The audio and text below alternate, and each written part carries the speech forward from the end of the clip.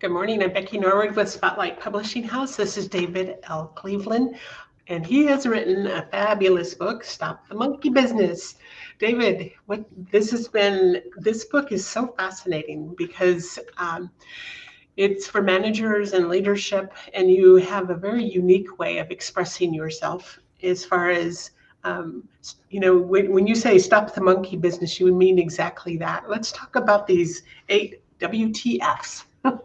Yeah, I'm kind of passionate about it, and what you picked up on, I kind of wrote it like I talk. I actually had a former client who texted me after she'd seen the book, and she said, "Oh my God, I hear your voice in my mind."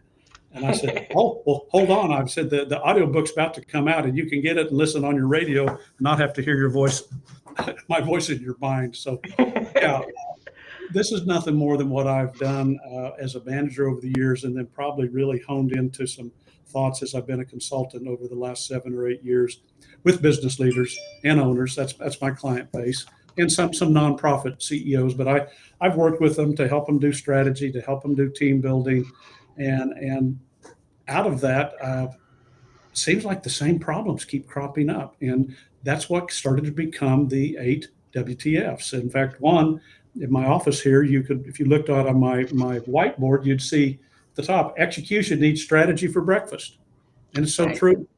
And I've got clients that they'll spend all this time and have a nice meeting for a day and do strategies 3 4 years out, and then you know what? They won't Nothing gets go after done. the details. They won't Yeah, make them smart, and then we'll get together and do it again a year later. And it's such a waste. it is. It is a true waste. So, in your book, you talk about how leadership is about vision, and it's about creating a climate where the truth is heard. And what you just said is so poignant because it's so true that sometimes you get together in groups and you spend hours and hours and hours, and then what do you accomplish after the fact of Mhm. it is. But just reading the comments of people that you have worked with. I had one email come in with a review yesterday, and she said that you could have some lively conversations. You could get even a little bit mad at each other, but by the time everybody walked out of the room, they knew exactly what they were going to do, and everybody was on the same page. Yeah, I think that I had to figure out, why did people like working for me, and I talk about that. And I had a very, I think, successful early career. At a very young age, I was made a director of personnel, and then at another very young age, a president of a business. Why did they gravitate to me? And I think part of it was I was very open with them. I use the word vulnerable. I'd share with them. I share too much. I probably they put TMI by me sometimes, too much information. But I tell people what I'm thinking, where it's going, and I'm direct with them. And a lot of managers at Hilti at that time really appreciated it, to a point they would let it be known, I'd like to go to work in Hilti Latin America, even though they were maybe in another country or in another part of the world. So yeah, I learned that really works, and I don't know if I even understood it at the time, but that builds trust, and trust actually builds team. And It it's, apps. I didn't write that. Lencioni did. Trust builds team, but it starts with that, and I think I had a capacity to be vulnerable with my managers and employees, and that was a little unusual. Well, I think that when you just remain human, Hmm. because I'm sure you've made your share of mistakes along the way too. Hmm. That's part of the process. That's how we learn, and that's what helped you to become the leader that you are today. Is because you were able to own up to your mistakes as well as you went through this journey to figure what works and what does not work. Yeah, when I'd share with if when we made a mistake or whatever, yeah, I'd come in and talk about it, but I didn't come out and blame them. I'd go, "Hey, I missed this one. I screwed up. So did you, by the way, because nobody shared with me this problem." But I always understood I owned it. They needed to own it too, and it wasn't Hmm. that I was easy on that part, but they liked the fact I owned it with them, and Well, I think that's a big part of leadership. and that's why people decided to follow you and like you. You Mhm. talk about in number 5, the poor organization can cost you lots of money. Let's talk about that and how that works and what it can do for an organization if they are organized, or a business, if they are organized and they keep all of their employees and people that are working for them on the same page. Yeah, a lot of times, and I learned a lot of that in my former HR background, but when I don't set the organization right, it starts with clarifying people's jobs, clarifying who they report to. It creates chaos. I say in this, you're like you're running a Kool-Aid stand. No, this is an important business. We need to know people's jobs. We need to know what they're responsible for. And I go on and say, if you want to give bonuses and hold people accountable, it starts with setting clear accountability so they feel like they could actually move the needle and get rewarded with a bonus. And so learn that early on. And a lot of companies don't, they kind of do it by they draw some things on the board and they make boxes. No, it's really a business of understanding it, setting it up clearly, understanding having two people manage one person never works, never has, never will. You have to do it. I understand that, but then you have to acknowledge it and manage it because it's easier when I can report to one person rather than two. And it's span of control. And I share in there. One point in my Hilti Latin America business, I had 8 presidents of businesses reporting to me in 7 different countries, and another 7 reporting to me in my headquarters in Tulsa. I had a span of control problem. I couldn't keep up. They literally kind of pat me on my head, give me a plane ticket and a speech in Spanish, and off I'd fly. And it's a great lesson to me. You have to get span of control right. Otherwise, you take your best people, ask them to do more than they can do, and then wonder why we don't perform. Absolutely. And then they get discouraged and they Absolutely. like they're going to go the other direction. They're going to go live somewhere else where they feel like they're going to accomplish more. I think people in general want to feel like they're really contributing and making a difference. And if they don't feel that, then it turns into something that, where a lot of dissatisfaction. Yeah. And, the big one on this too is a lot of my clients are business owners and they have people who report to them. They violate, though, that idea of you can't work for 2 people because they'll march into the plant, right? See something, go, wow, what are you doing here? They'll give directions, and there's a boss. Maybe the boss is 2 levels above that person they're talking to, and they're not consulting with them.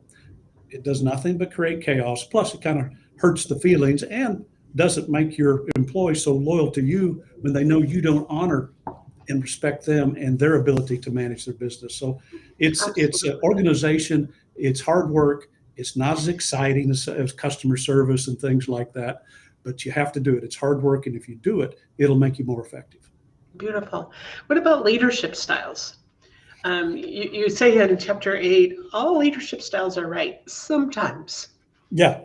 Well, a lot of people have kind of looked for the holy grail there, and it came from management classes back in the 70s when I attended, and I remember a lot of discussion then was that there was theory X style, which was authoritative, and then theory Y, participative, and a lot of discussion. The theory Y must be the right way. Maybe.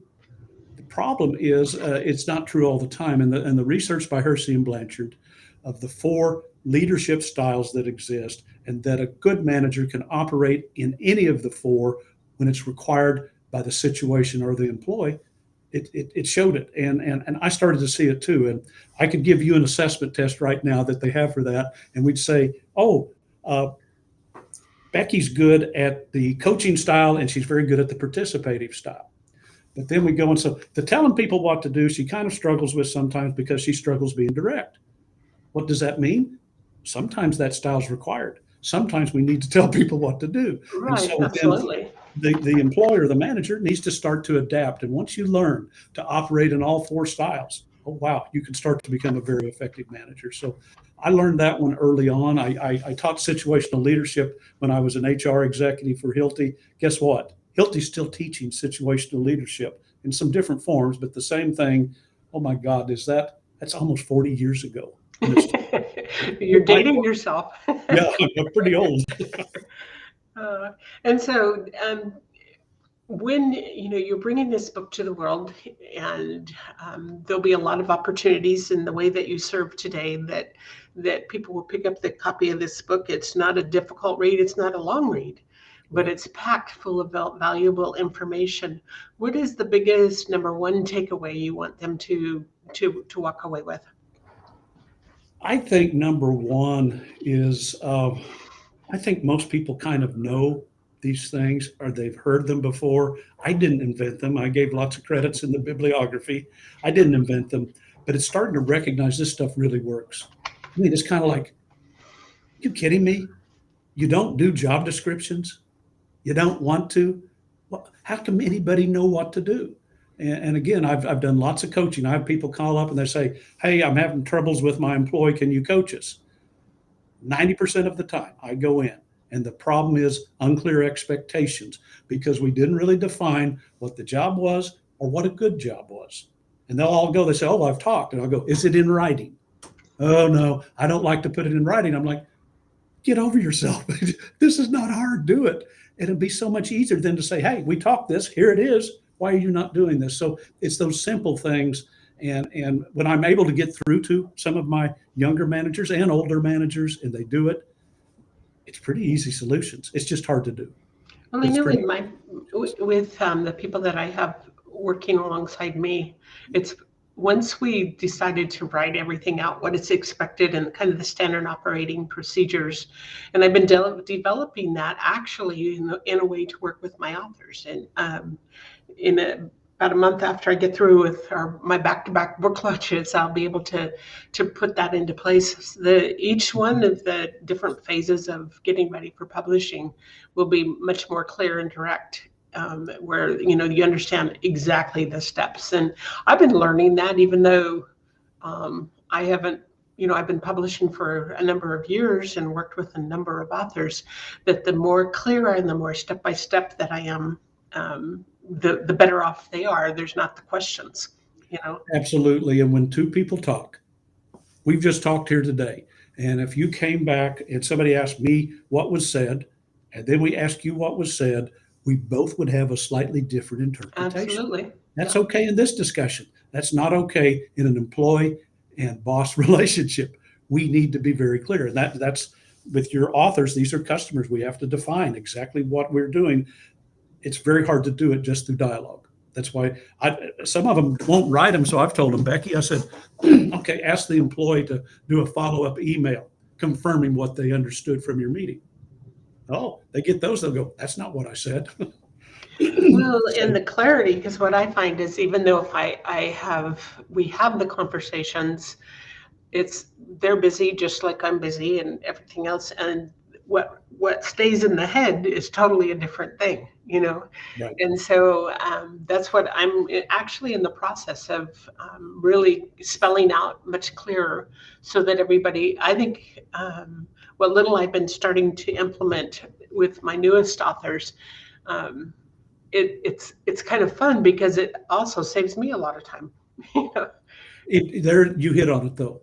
It's hard work. It is. And not that we don't like hard work, but I'd much rather talk to a new author. I'd much rather do a social media post. But doing that stuff, it's kind of drudgery. It's kind of like it's a lot of work. Strategy.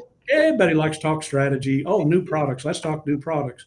No, let's talk about setting smart objectives in detail, step by step of what we're going to do. And everybody starts to kind of, and I have to push it because it's hard work, but I know it. That's more critical sometimes than anything you do. That's why I say execution, eat strategy for breakfast. Well, I've learned a lot from you, being able to read your content, and it's helped me even start forming a lot of different procedures, so that not only are we meeting milestones as we move along, but I'm trying to make sure that my authors, the ones I work with, they're much more clear on exactly the processes, so that they're not disappointed at the end, because there's so many moving parts to getting a book ready for publishing. Yeah, no, I think it applies very well. And and so you kind of, what motivated me to do this? I don't know. I guess you could say it was like an expensive vanity license plate. I hope not. But there's some ego involved, but I do think that I've used this in my business. It works with my clients, and I wanted to share it. And not that I'm ready to do a second book, but I can tell you I've got 6 other WTFs that are not in the book that that I started thinking they need to maybe be out there. And Yes. so many of them. I mean, the customer one is the other one. I just it's so simple, but everybody says they're customer oriented. And then when I ask them what it means, they don't get it. And I use the phrase, you can't be customer oriented only on certain days it fits you. You also have to be customer oriented on the weekend coming before Christmas when your customer needs to be served. Either Mhm. you either are or you aren't. And if you're not, quit telling people you are. Right. And that's so critical today. You know that. It's so easy for people to find new suppliers of whatever they buy Oh, that look at the you either internet. service Yeah. the customer or not. And the cost of losing customers, if you look at the data on that, it's scary. Well, and when even working with some of the local big publishers, publishing houses, as I publish, I think that some of them need to open these up, this book up and take a read, because the customer service is horrible, and maybe they feel like they can because maybe they feel like they have a corner on the market. But oh my goodness, if they would just keep their clients happy by Right. by answering the phone for one thing, There you go. Well, you and I talked about some of the go unnamed, but certain large organizations we all do business with today, and their customer service is bad. And they spend all this money to try to maybe get it shipped on time or do this, but they won't answer a phone. They won't answer an email. They won't deal with an unhappy customer. And I don't know what they think they're serving there, but I know it's hurting them. And guess Well, it what? has to be. You Yeah. guys that are number 2 and 3 in those industries, retail selling and things like that, online, I don't know who they might be. There's open opportunity here because not everybody's happy with the number 1. So true. So true, because we all like to be treated like we're something, Yeah, and it's that we else. that we really matter. Yeah. And most of us in these larger companies, there's a lot of us that buy from them.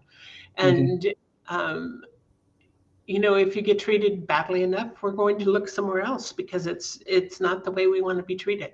And if And we there's good think about it that opportunity way. for others there. So it's you should do it, I hope, because you believe it. But if you Right. don't, you should do it because you'll make more money. Here, I'll give you a Absolutely. good one. You'll make more money by treating customers right and losing less customers because the cost of losing a customer is extreme. It is.